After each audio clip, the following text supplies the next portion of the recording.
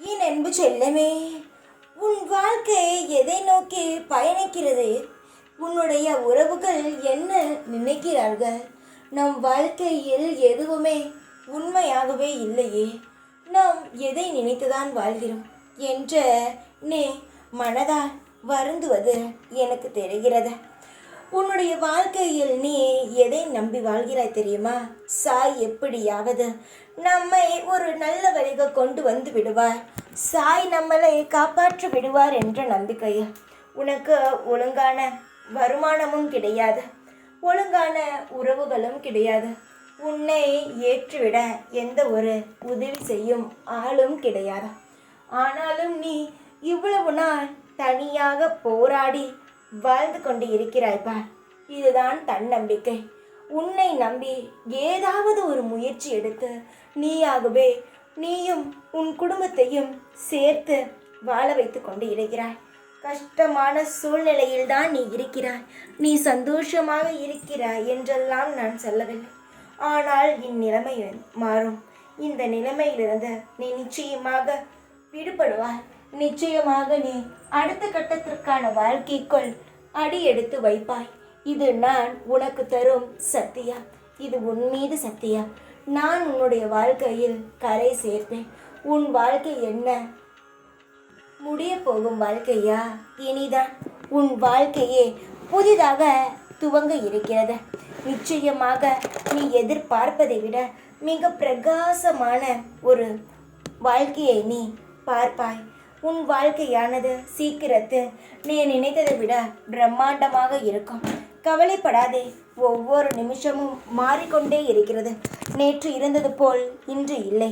அதுபோல் நீ இன்று இருக்கும் வாழ்க்கை உனக்கு நாளை வித்தியாசமாக மாறும். கவலைப்படாதே. இந்த சாய் இருக்கும் வரை உன்னை தனியாக காட்டில் விட்டு விட்டெல்லாம் எங்கும் நகர்ந்து விட மாட்டேன்.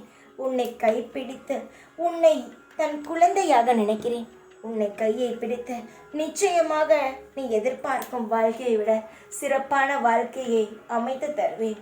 என்னுடைய தங்கமே, உன் வாழ்க்கையில் தடையாக இருக்கும் விஷயத்திற்கு இந்த ஒன்றுதான் காரணம்.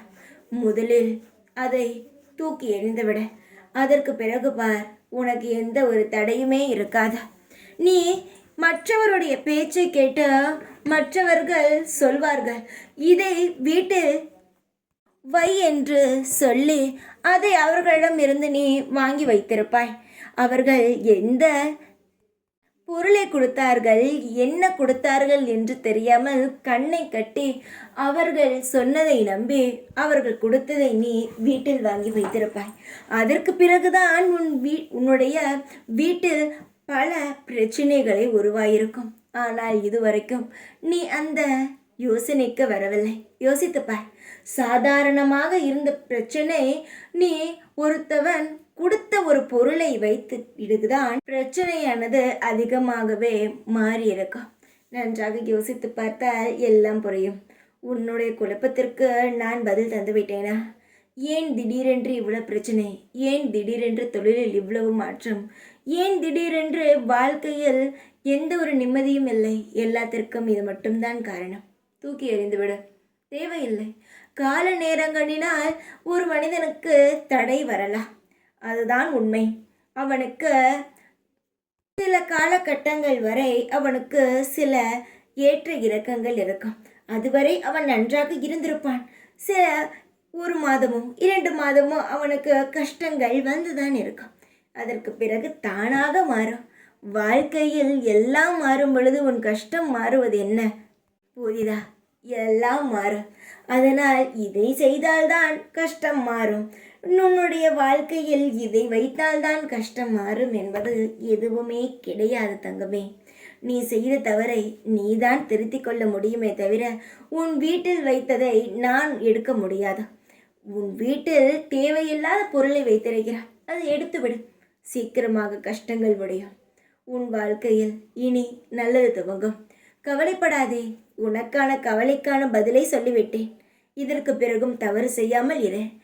உன்னுடைய மன பாரத்திற்கு நான் விடை தந்துவிட்டேன். இனி எல்லாமே உன்னுடைய இஷ்டப்படியே நடக்கும். தைரியமாக இரு. எப்பொழுதும் உன் கூட கூடவே இருப்பேன் நான்.